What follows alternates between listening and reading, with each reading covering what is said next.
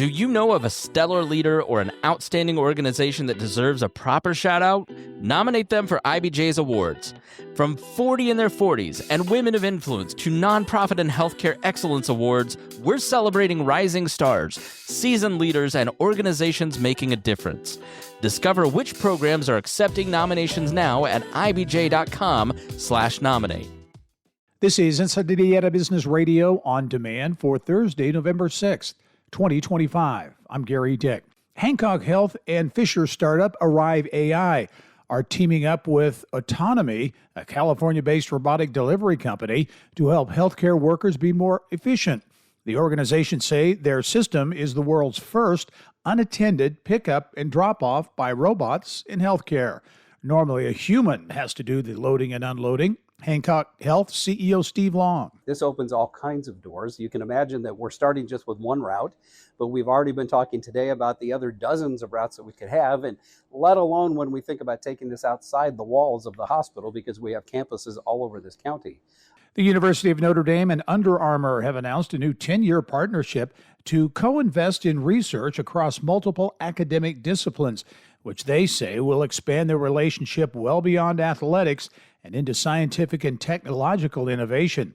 Under the agreement, Notre Dame faculty, staff, and students will collaborate with Under Armour researchers to identify questions and develop solutions in areas like material science, environmental impact, and human performance. Governor Mike Braun joined officials from the Indiana Department of Transportation, IndyCar, and the Indianapolis Motor Speedway on Wednesday to cut the ribbon on the new Clear Creek Welcome Center along I-70 near the Indiana-Illinois border.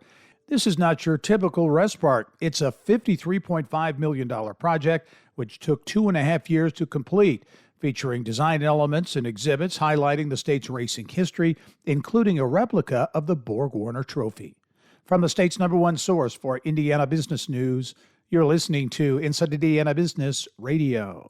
Northeast Indiana is on the move, and the next big conversation is happening in Fort Wayne. Join business and community leaders at Innovate Northeast Indiana, a powerful afternoon of ideas, innovation, and insight. We're talking talent, technology, and transformation. And what's next for the region? Join us at the Grand Wayne Center Tuesday, November 18th for Innovate Northeast Indiana, part of the Innovate Indiana series presented by Indiana University and Old National Bank. RSVP now at ibj.com/innovate.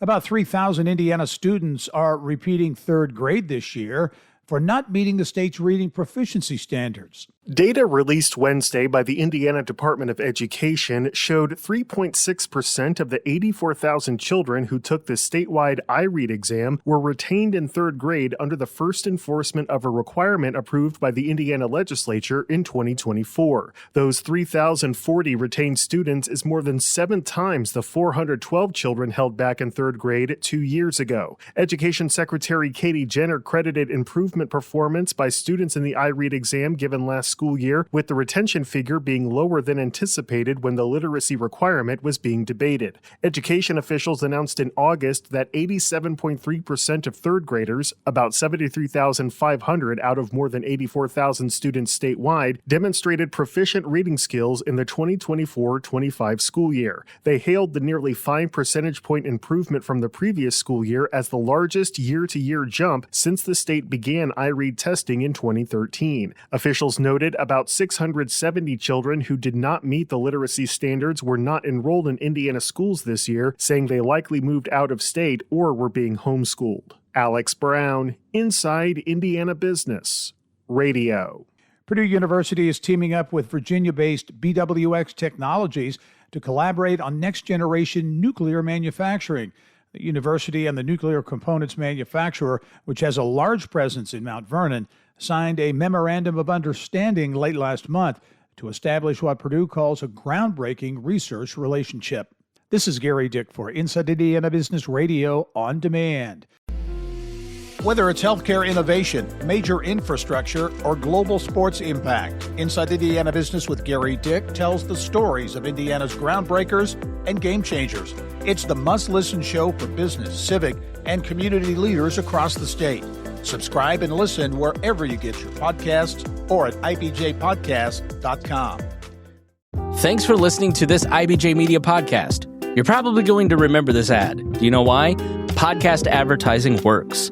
85% of listeners recalled hearing an ad during a podcast, and 70% of podcast listeners have acted after hearing an ad. So whether you're looking to be heard across the entire IBJ Media Podcast Network, sponsor one of our shows, or just start with a 30-second ad, IBJ Media can help. Contact advertise@ibj.com to learn more.